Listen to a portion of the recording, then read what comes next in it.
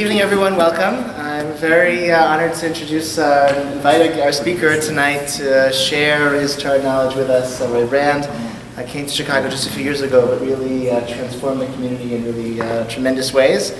His reputation definitely precedes him, and I'm really happy that finally he's able to speak and teach at Anshe Shalom. So it's a very significant, deep topic tonight, and I'm really glad that Reuven is here to share with us tonight. Thank you. Thank you very much. It's an honor to be here this evening. Good evening, everyone. Thank you very much to Rabbi Wolkenfeld for welcoming me. Can I take off my jacket? Please. I know this is very formal, but on the other hand, I feel like I'm not usually in such a trendy neighborhood. I live in Skokie, a suburb, this is the city life. Just around the corner from Miltz, and this august sanctuary is a great confluence. It's an honor for me to be here this evening. The opportunity to share some Torah with you is a great privilege. It's a great honor, and especially for Rabbi Wolkenfeld, who I appreciate and has brought so much to the community. I happen to be, as part of the YU Kollel, I happen to have interactions with his wife in the context of the Ida Crown Jewish Academy.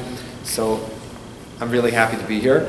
It was an interesting topic that he chose from the ones that we had discussed and that I had shared with him. So for some, this is a pretty intense and maybe even a morbid topic. That's always like a real exciting pick-me-up when you get started a shiur talking about lots really morbid. Last night, I gave a shiur based on the thought of the late Harper Lee. That was a much more like upbeat. So tonight's a little bit more intense, but it's something that it speaks to me a great deal. Even as a young person, but as someone who has a significant interest in the study and the life of the Holocaust. It's one of the things that, as part of the Kollel that we're working on, I'm greatly privileged to do teaching now, actually at the Illinois Holocaust Museum for a group of docents about religious life in the Holocaust. So some of these ideas have actually been talked about in the museum with docents who give tours in the museum, talking about how to integrate these pieces. And the goal tonight is not really to learn history, and it's not really to learn Halakhah, but through a fascinating lens in the nexus of history and Halakhah, it's to find inspiration. That's really the point tonight. If we walk out and feel like, wow, the people who have observed Judaism, who came before me, were really unbelievable, and I can take inspiration into my life and say, wow, I can be more committed and more inspired and more moved to grow in my relationship to Judaism, then we will have succeeded. If you fall asleep, then we will have failed. So it's a binary equation, basically. It's either yes or no. And hopefully you have in front of you the small source packet that I put together. And the sources that we're going to look through together are of a very specific nature. They're the world of responsa. Responsa literature, which is, from a historical standpoint, in and of itself a fascinating literature, because it can be a window into the type of questions that were being asked, imagine from a historical standpoint. Also, if you don't like history, you should probably leave now, because it's going to be so deathly boring, you won't know what to do yourself by the end. I'm interested in history, I majored in history in college. You can use the responsa literature to really understand what's going on in Jewish history at a particular time, because it's like opening the rabbi's mailbox. What are people asking about right now? And based on what they're asking, you can learn a lot about what the issues of the time are. At a certain time, the questions were about how to deal with the printing press. And what did it mean if somebody printed a book? Can you print it also? Well, obviously, those printed press questions didn't appear until the 16th and 17th centuries, because there was no printing press. How to handle, forced conversions by crusaders. If you're a rabbi getting a question like that in your mailbox, that's going to tell you something about what's going on at that time in history. And today it'll be the same thing, talking about email correspondence and privacy issues when it comes to, information that's shared on the internet or pictures that are communicated to you digitally. So those are questions that will come to rabbis today for Jewish law perspectives. You didn't have those questions 20 years ago. So the world of responsa literature tells you a lot about what's going on in a period of time. It teaches you a ton about Jewish history. It also teaches you a wealth about Halakhah. Halakhah, I don't know, how would everybody define Halakhah? Jewish law. Jewish law. Can I ask, would it be too much of an imposition if I can ask people's names? Maryland. Hi, Marilyn. So you said Jewish law. Any other perspectives on how you define the word halacha? Yes? Your name? Alfred. Hi, Alfred. Jewish law is the Jewish law and customs. Law and customs. Yeah? Name? Yonadav. Halakhah is the walk, it's the way. The walk, it's the path. It's the pathway of Jewish life. It's kind of like, traveling on a highway, and there are those metal guardrails on the side that keep you from falling off into the ditch. So the halacha helps keep us on the path. So how do we understand the halacha? So it's passed down in different ways, but over time, the halacha has to apply to different circumstances in different ways. That's the constantly adapting and evolving process of the application of the halacha. Well, how do you do that? You do that by taking the traditional halacha, the sources, and applying them to new circumstances. Well, how do you know what the new circumstances are? Well, the rabbis will sit, let's say, behind a desk or in a shul somewhere, and somebody will come, a congregant will come and say, Rabbi, I just got this new device. It's called a microscope. Rabbi said, really? I need to find out, what is this microscope? So he'll call his local scientist, and he'll, if it happens to be Van Leeuwenhoek or somebody else who he knows, he'll say, well, what's a microscope? So he'll say, a microscope is something that enlarges the item that you're looking at. So the guy will say, you know what, Rabbi, I got this microscope, and tomorrow I'm going to buy an esrog. I had this really cool thing. What if I took my microscope to inquire about my esrog? What will happen, imagine, Rabbi, if I take my esrog, I put it under the microscope, and I see there's a black dot on the nose, the chotem, which is the top angle. I know this is a very long introduction, but it's important for understanding the role of responsive literature. What will happen if I see in the microscope a dot on the chotem, on the nose, the top part, the slope part of the esrog? Does that disqualify my esrog? The rabbi will say, interesting. You know what? Now we have to re-examine not just how a microscope works, but what does it mean to say that there's a psul of hadar, there's something that disqualifies it because it's not beautiful anymore? What do you mean it's not beautiful? When I look at it just with the naked eye, it looks totally fine to me. So now we're going to reanalyze, we're going to look at those same halachos again in a new light. So somebody who is a great rabbinic figure may write a tshuva, may write a responsum to deal with this question. And there are different kinds of responsum. And the truth is that over the generations, both in different cultures and different rabbis have done responsive literature, these shilos and tshuvas, questions and answers, differently. But very often you will find not just two-word answers in a letter saying yes, kosher, no, treif. You'll find the background to the question, the original sources, the development of the halacha, the analysis. And that analysis is laid out before you in many kinds of tshuvas, many of them, both Sephardic and Ashkenazic, although, let's say, in the period of the Rishonim, primarily the great creativity in the responsive literature was in the Sephardic communities, in Spain and in North Africa and Algiers. And then later on, many Ashkenazi great Acharonim, early Acharonim they were involved in writing voluminous works of responsa. So all of a sudden now the responsive literature is not just an answer to the question, and it's not just in terms of the realm of how do we understand Jewish history, it's also a really important work in understanding of halacha. Because halacha is now not just the analysis of the original sources in the Talmud and the Mishnah and the Tosefta and the Brisa, and then in the Gemara and then in the original commentaries in the Rishonim. There's a whole other world of scholarship that's analyzing all those sources through the lens of a practical question, but they're analyzing those sources going from the beginning to the end, and that sheds light also on the halacha. So this is the world of what we call shilos and tshuvas. She'elot u'tshuvot, questions and answers. So shilos and tshuvas are crucial for understanding halacha. So if you look at a contemporary rabbinic authority, a great posek, so they will cite both commentaries and also shilos and tshuvas. So let's say the late Rav Ovadia Yosef, Zecher Tzadik Livracha. So Rav Ovadia, his memory was insane and ridiculous. There are no other scientific terms that can describe it. So Rav Ovadia will write on a topic, he will quote you every commentary that you've ever heard of, and then some that you didn't. And then he'll quote you all the responsa that you heard of and never did, and never would have, unless Rav Ovadia quoted it to you.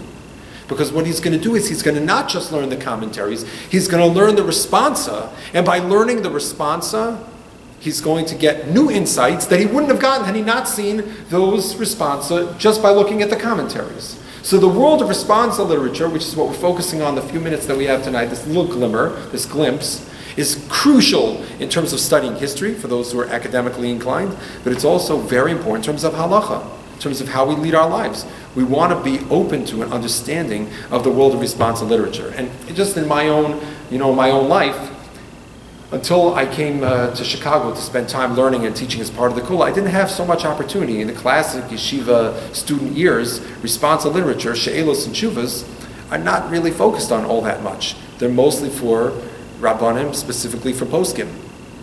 So for many of us, I can't speak for anyone, could be we have some experts on she'elos and shuvas in this room. Maybe not, okay. But just in case, maybe we have. But if we haven't, this is also an opportunity to kind of open up a window into that world. But what we're going to try to do, as I said before, we're not going to focus just so much on the history, and we're going to share some shilas. We're not going to share the answers. Because the learning tonight, it's not a halacha shiur about what to do in this particular situation. It's understanding what it meant for these people in these questions that we're about to explore, what it meant to ask that question. What does it say about them and their commitment to halacha, and their commitment to Judaism, and their relationship with the Ribbono Shel Olam, with God Himself, that generated these questions? Questions, comments, or observations thus far? Yes? Could you just define one word I understand, Rishonim? What is that? Rishonim are early commentaries. So let's say between the years, give or take, the end of the 10th century and the 16th century.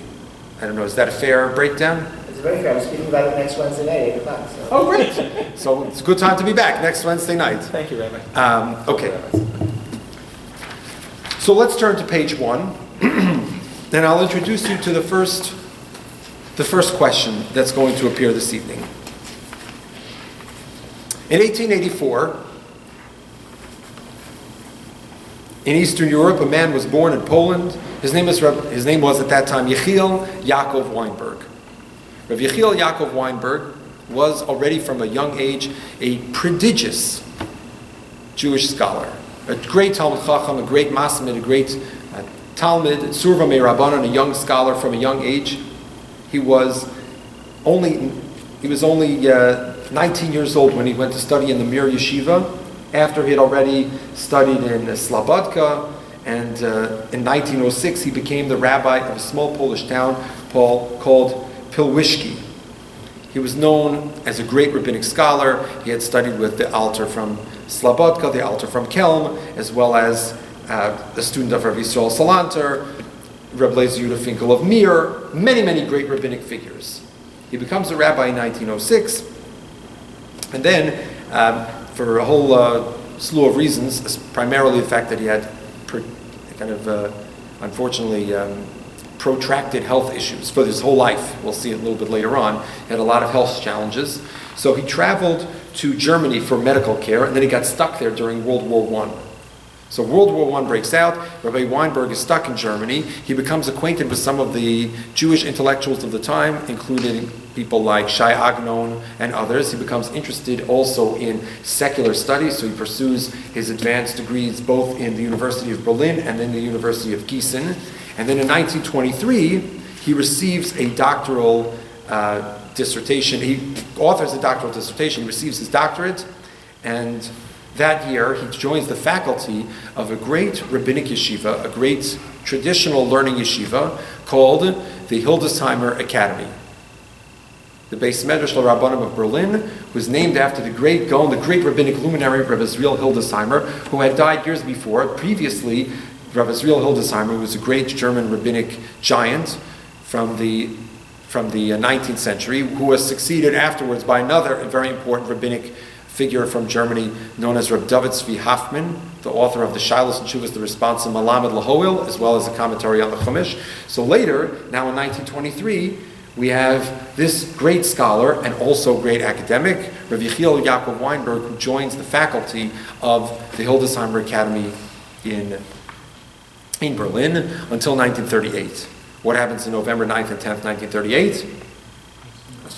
Kristallnacht. So Kristallnacht leaves Rabbi Weinberg a broken man. He flees Germany, but ends up in the Warsaw Ghetto.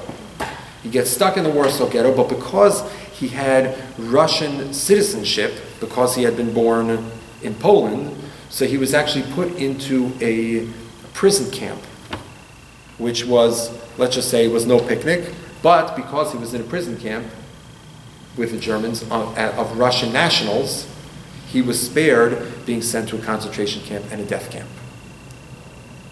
So he survived the war, and after the war, he makes his way, it's a long, complicated story, he has terrible health, he can hardly travel by himself. He makes his way to Switzerland, to a town called Montreux, where he spent the rest of his life until 1966.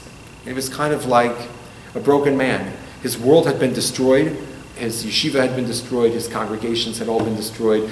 The world of the rabbinic scholarship that he knew had been destroyed. Just out of Rahmanas for everybody here, I didn't bring with me tonight, but if you're interested in this kind of thing, someone gave me an unbelievably precious gift. I don't know how many hours and how much money it cost them to figure this out, but they got me a set of encyclopedia, 7 volumes, called Eila Ezkara, published in 1951 by a fellow by the name of Lewin. I believe his son is Nat Lewin. So he collected an amazing encyclopedia just of rabbinic giants, small biographies, a couple of pages, rabbinic giants murdered in the Holocaust.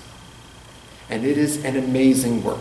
Amazing. It's not an easy thing to get a hold of. I tried to get it myself, but this other individual worked very hard to find all these volumes. And you can flip through. You will find rabbis from each and every country and nook and cranny in Europe. And here's Rabbi Weinberg is left as a remnant, and what we call a sarid. Sarid is a remnant, a leftover. So Rabbi Weinberg settles in, even his close pupil dies shortly after he arrives in Switzerland. So he's there in the yeshiva with a handful of guys, nothing like what his world was really like. And Rabbi Weinberg settles in and he writes a responsa. The responsa work that he writes, multi-volume work, it's called Saride Eish. What does it mean literally? Remnant of the fire. That's what it's about. So the Saride Eish is written after the war, the response is after the war, but in that collection, you will see in front of you the first piece of Shilas and Tshuvas. This is in Chelik Beis, the second section of Saride Eish, Siman Yud Beis, with a little asterisk. The little asterisk tells you to look on the footnote on the bottom. The footnote on the bottom is an editorial note where he writes, Tshuva zu kasavti b'shnos hazam shel shilton hanatzim yemach shemam v'zichram. Remember, where was Rabbi Weinberg during the period of the Nuremberg laws? He was in Germany. So during the Nuremberg laws, what was happening? Yeah? Well, gradually Jewish citizenship was stripped. So little by little until... They were being kicked out of professions, their social status was being degraded, and they also were limited in their kinds of places of assembly. That's what's going on at the time. So here we are. We don't have the exact date of this tshuva, but we know the context based on the anti-Semitic laws that had been published, that had been kind of promulgated over the course of time. And here is the shaila. Fascinating shaila. Al dvar she'ilaso. And I'll kind of read a little bit in Hebrew and paraphrase and translate, and hopefully you won't lose me. Al dvar she'ilaso. Imutar lahartzos hartzo shel chol bebote knesset.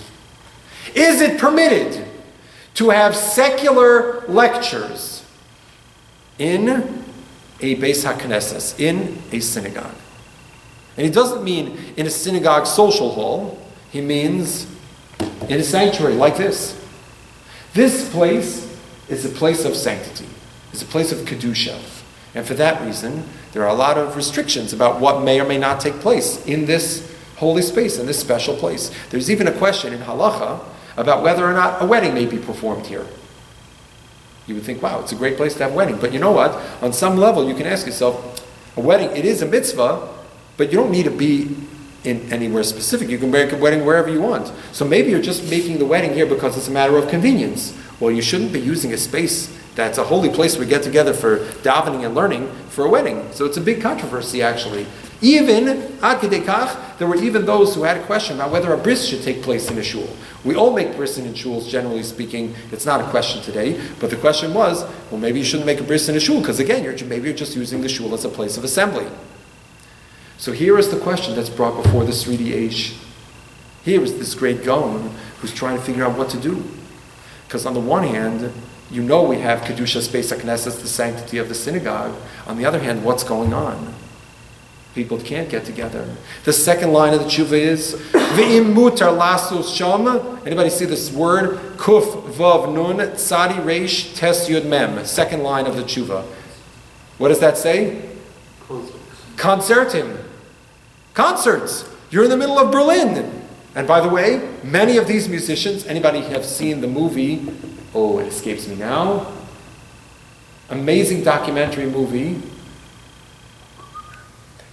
Orchestra of Exiles. Saw it? Yes. Amazing story. Not too racing. It's about the founding of the Israel Philharmonic Orchestra by Jewish musicians who had, I don't know when you have movie nights here in the shul, a fascinating documentary.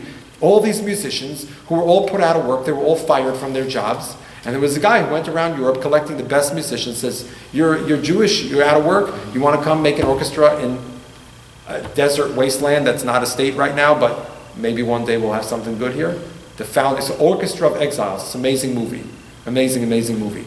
All these Jewish musicians, they're all floating around, very talented people, but they can't play because Jews weren't allowed to assemble in concert halls. So the Shaila comes to the Sridi Eish, are you allowed to have a concert in a shul?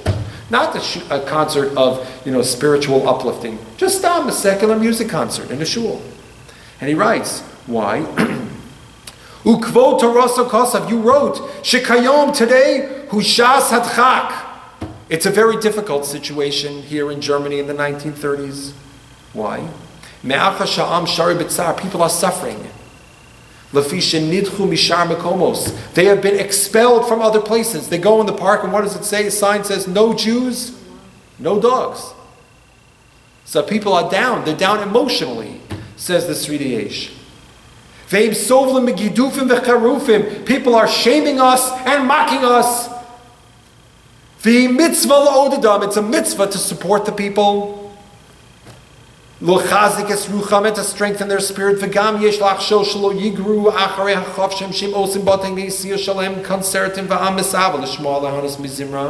And he's also concerned, he says, look, in our community in Germany, we have different approaches. We have the Orthodox traditional approach that he was a staunch supporter of, and there were also conservative, reform, other types of approaches, which he had very collegial relations with, but he was concerned that there would be attrition from the Orthodox community to other places. So this is another factor that needs to go into the question in terms of thinking about how to navigate this issue. So this tshuva is several pages long. So I'm not going to do it to disservice, and I'm not going to tell you the answer.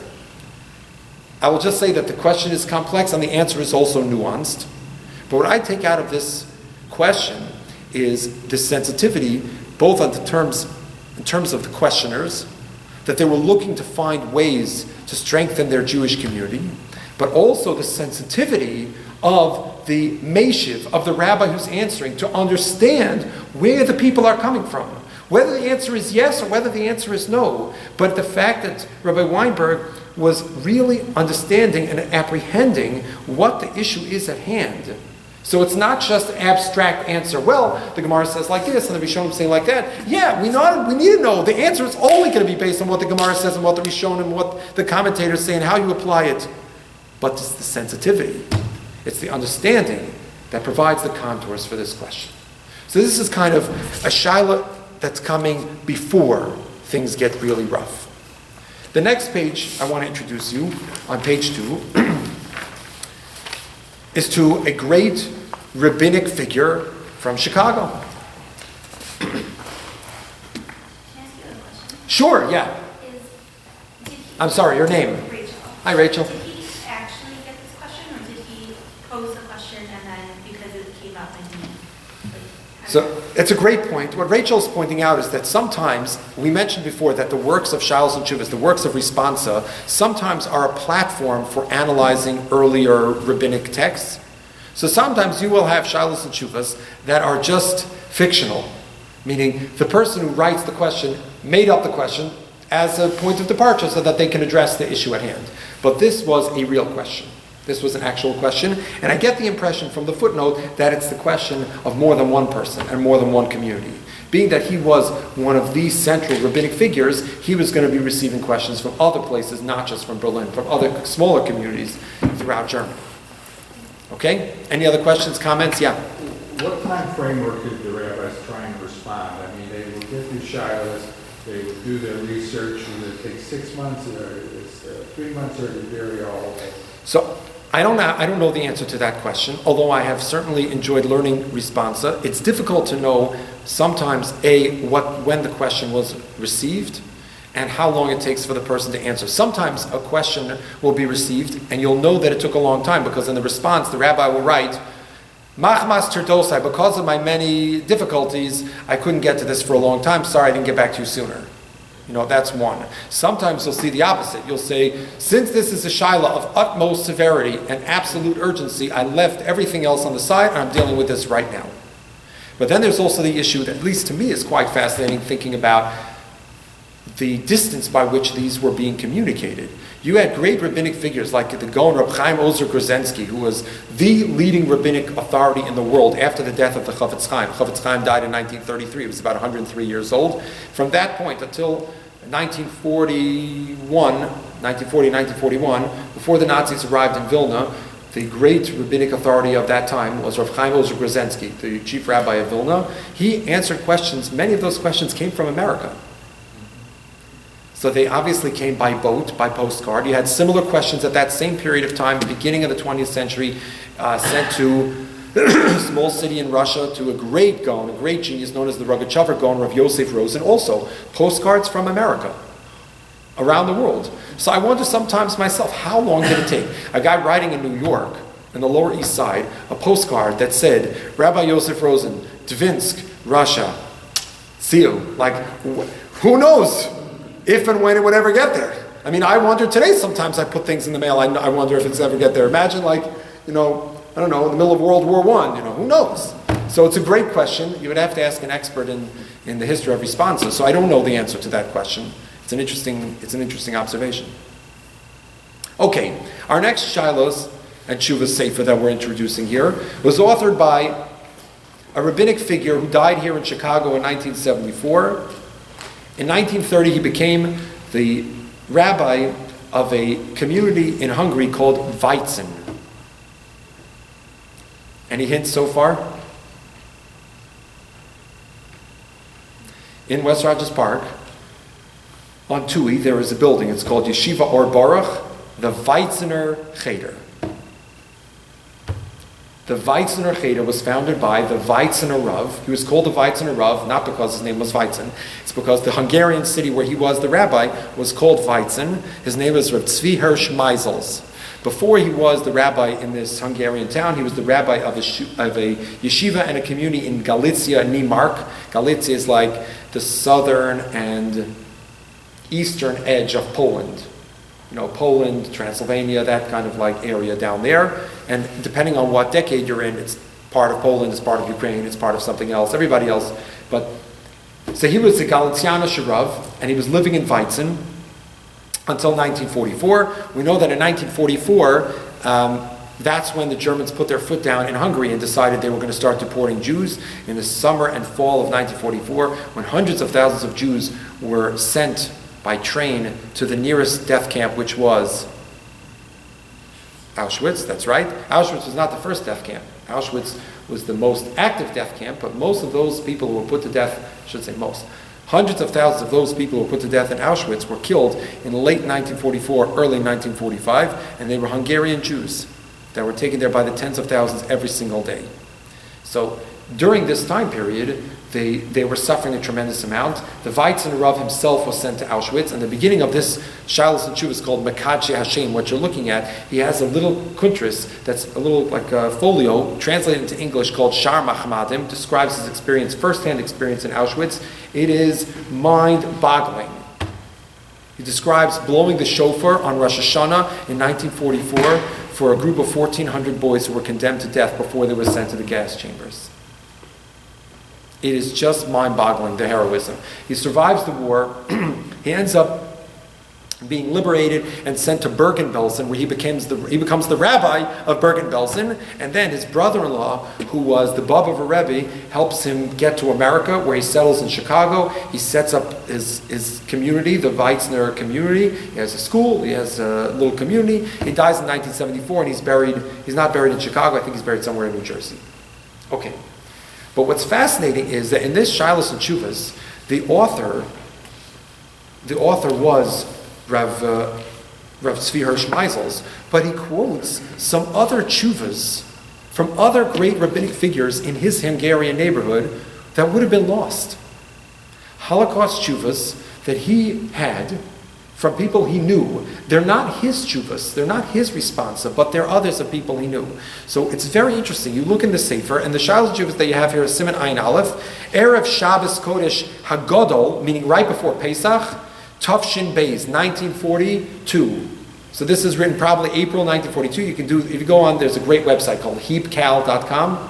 So heapcal, you can put in all the dates and figure out exactly when this tshuva was written. In Verboy, which I'm totally butchering the pronunciation of this, which I do to most Eastern European names. If you go, you can do a Google search. It's a Slovakian town that had a very prominent rabbi there. His name was Rav Yitzchak Weiss. His parents were Rav Yeshaya and Miriam. Her maiden name was Prager.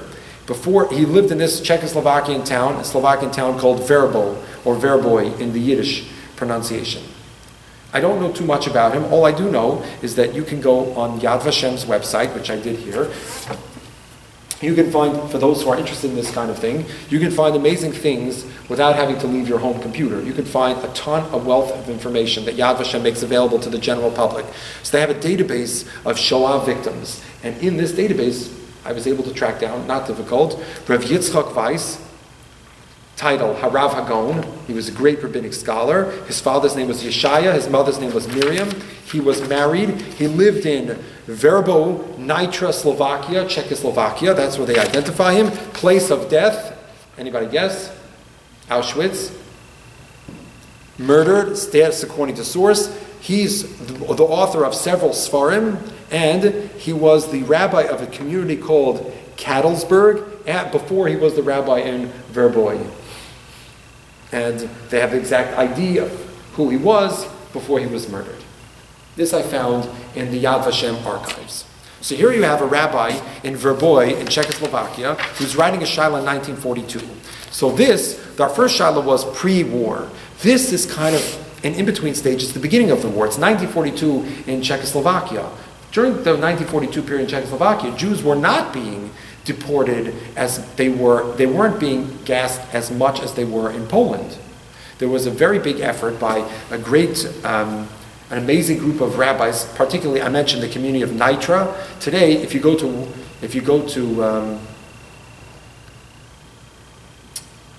Westchester, New York, there is this small community there called Mount Kisco.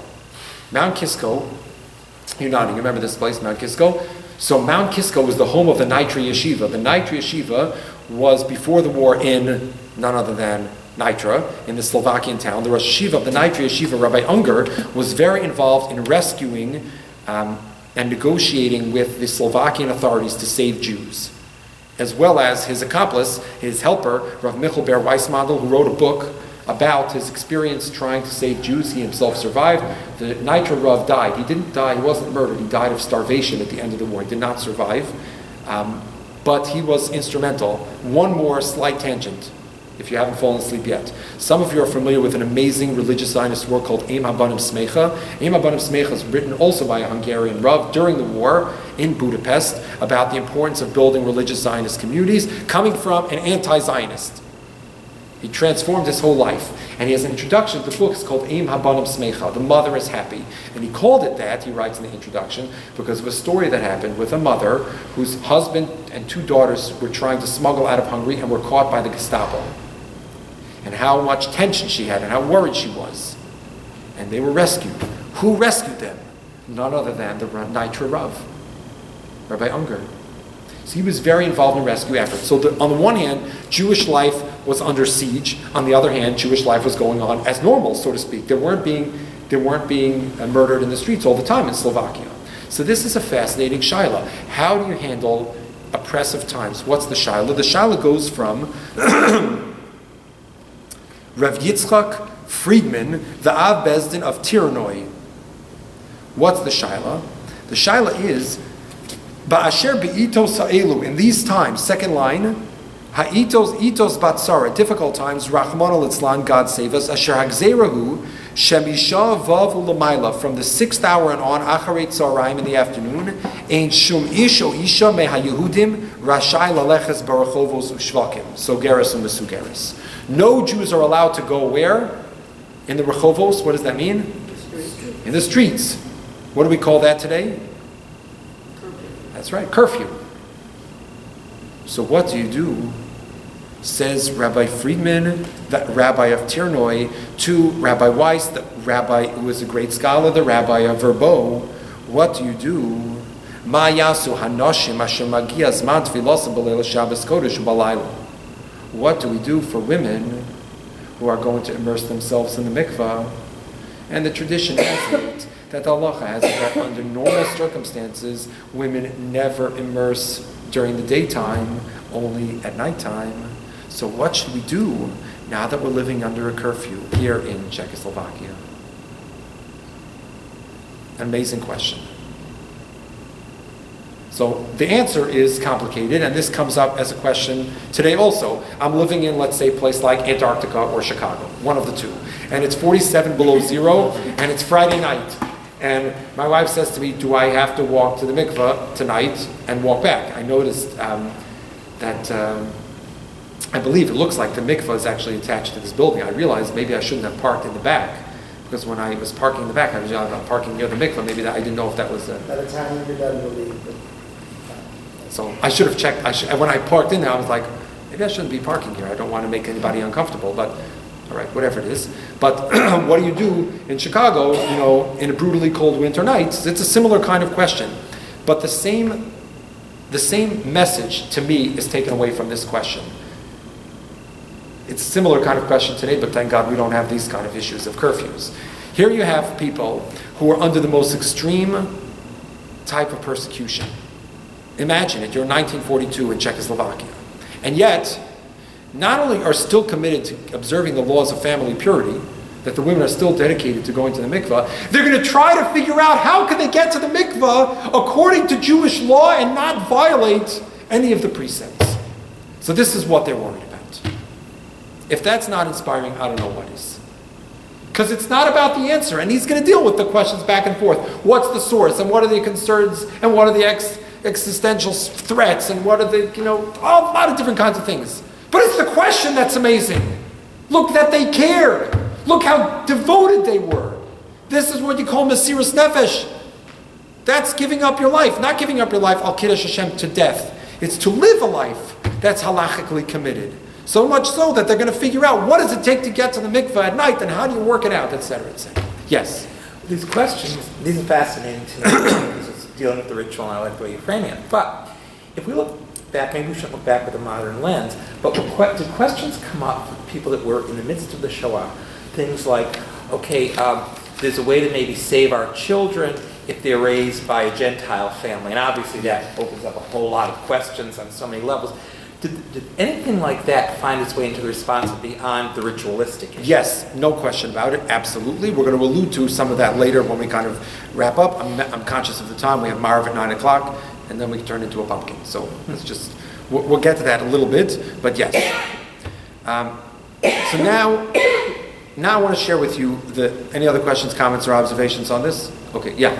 The same question came up during the first Gulf War in Israel. Yes. Because most of the Scud missiles came down at night. Right. And the rabbis ruled that the women could go to the mikveh during the day. So I would say, like it is in all things Shilas and Tshuvas, it's an important observation, but I'm loath to oversimplify. Because when it comes to a Shilah and Tshuva, sometimes you can't even extrapolate to other circumstances because every question is dealing with a unique and specific circumstance. So it's important to know the general takeaways, but it's also important to know how to apply it, and that's why we have rabbis who are learned, not just in the material, in the knowledge, but also in the methodology of understanding how to apply from one area to another, and one circumstance to another. Okay, We have 2 more tshuvas, and I'd like to move on to our third one. And this tshuva on the next page, on page 3, is authored by a great rabbinic figure, Rav Mordechai Yaakov Breish. The author of this Shilas and Tshuvas called Chelkas Yaakov. The Chelkas Yaakov, Rav Mordechai Yaakov Breish, was born in Galicia in 1895 in a place called Skol, which is today in the Ukraine, to a family of Belzer Chassidim, and he became a rabbi in the 20s in Galicia, and then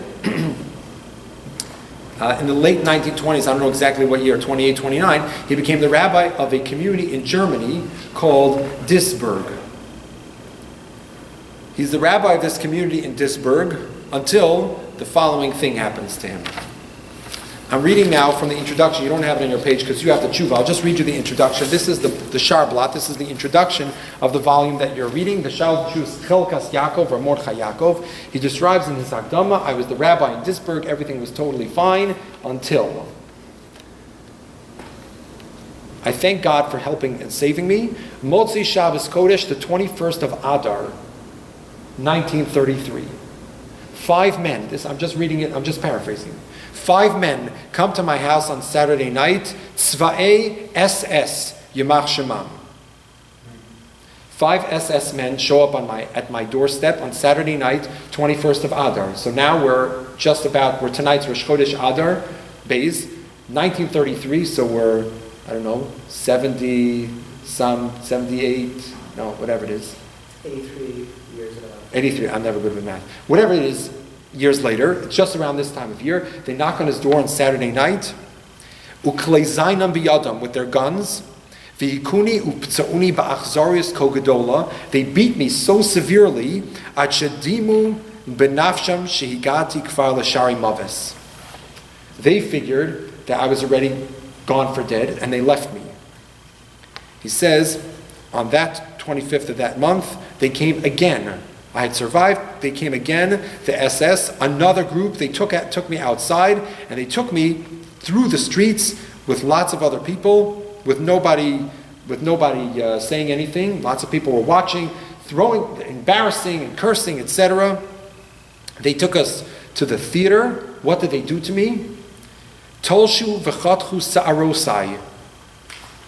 They ripped out and they cut off my hair, uzikenai, and my uzikani, and my beard, and they threw me v'yeshlichu osam b'cherufim v'gidufim lo'achlusia v'im hakol shonos, and they took my beard, cut it off, and they threw it to the public who were cheering. This is what's happening. And thank God, he says, had it not been for the kindness of the Ribono Shel Olam, I would have died right then and there. But somehow I survived, and he escapes Germany shortly thereafter.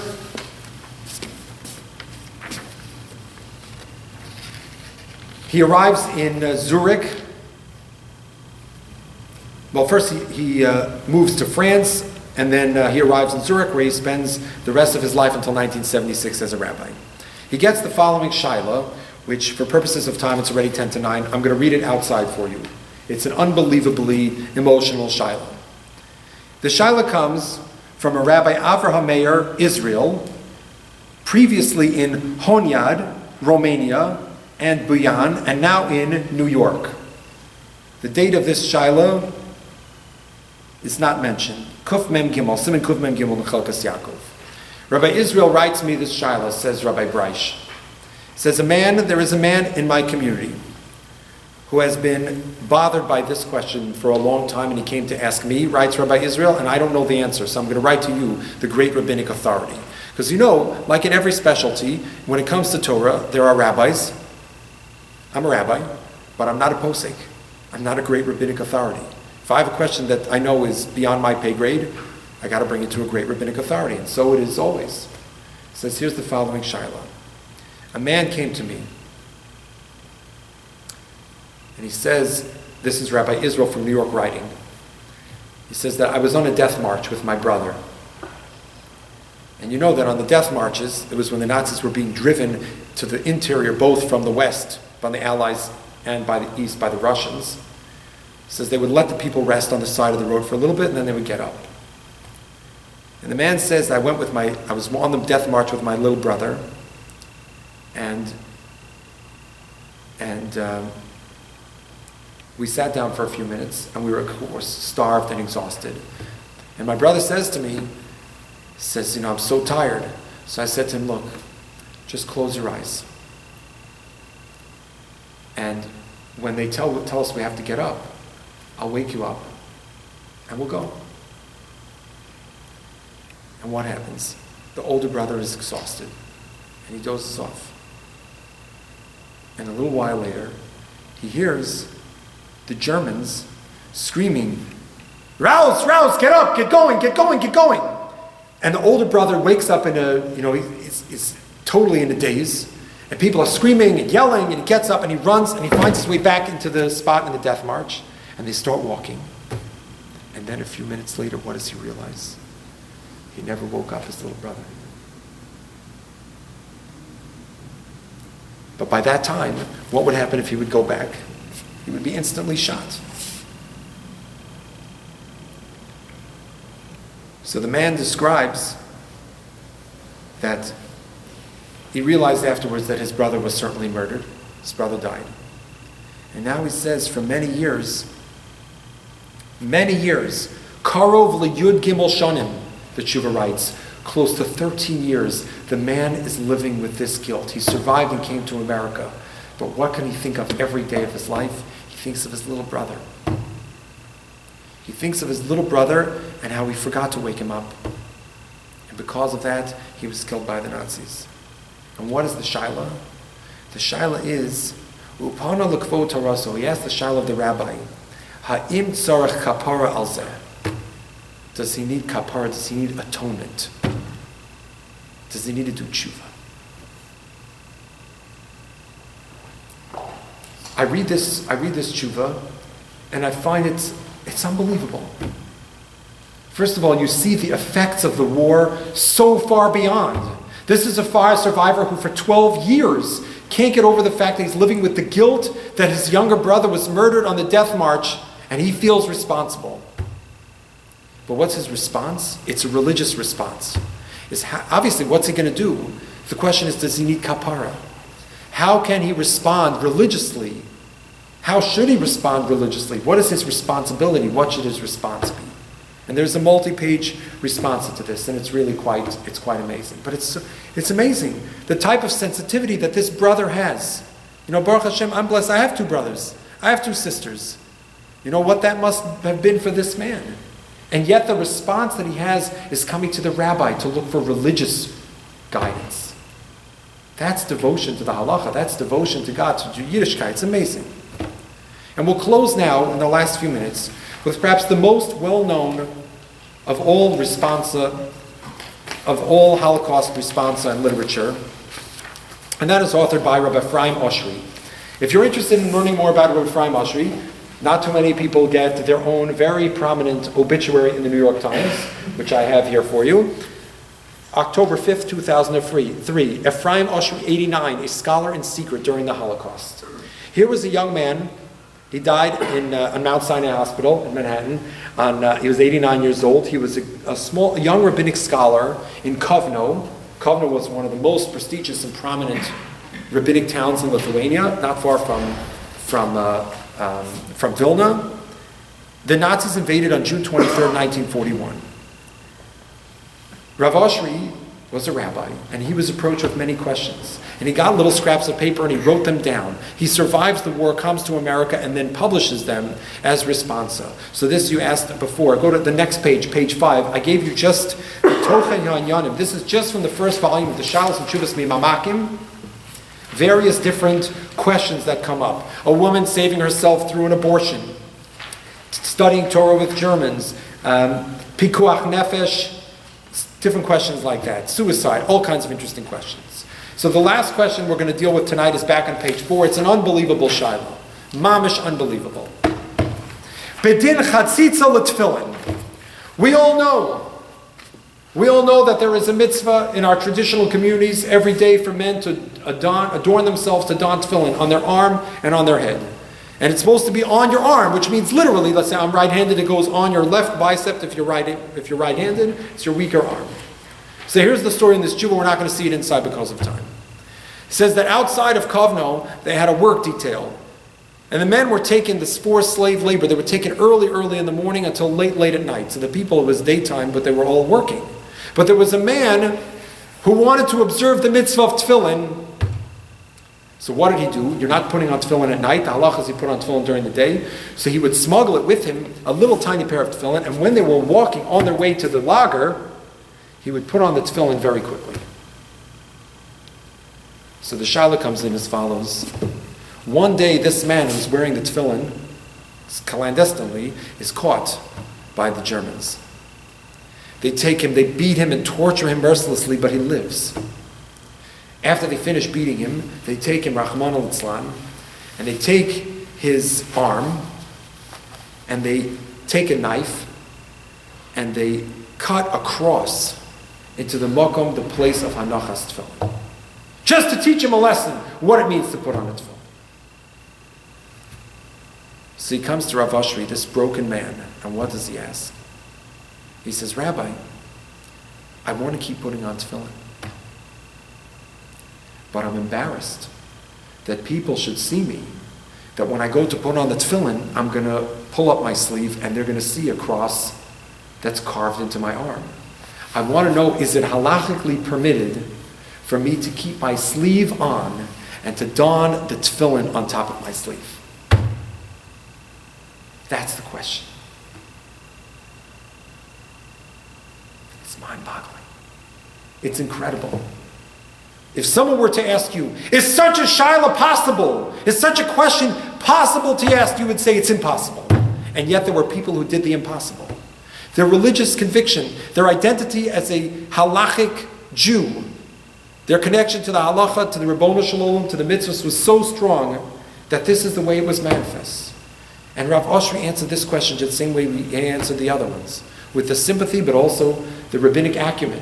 And he discusses with him the answer. It depends. Can you put it on in the privacy of your home where no one will see you? If that's not possible, back and forth and back and forth. But the question itself is just amazing. So tonight, to summarize, we studied 4 responsa from 4 great rabbinic figures. We studied the first responsa regarding the concerts in the synagogues and the German shuls of 1930s from Yechiel Yaakov Weinberg. We saw the responsa from the Weizsäcker Shuvas Mekadshe Hashem for advice about women using the mikvah, being devoted to mikvah despite the fact that there was a curfew. We saw the third shaila, the question that we had from Rav Mordechai Yaakov Breisch from Switzerland regarding what to do for a man whose guilty conscience is still plaguing them after many years of what happened to their brother on the death march. And then this last question, we just mentioned one, but you can see on the questions list, it's just amazing. The question of a man who is beaten and who has a cross tattooed into their bicep, how can they still fulfill the mitzvah of tefillin?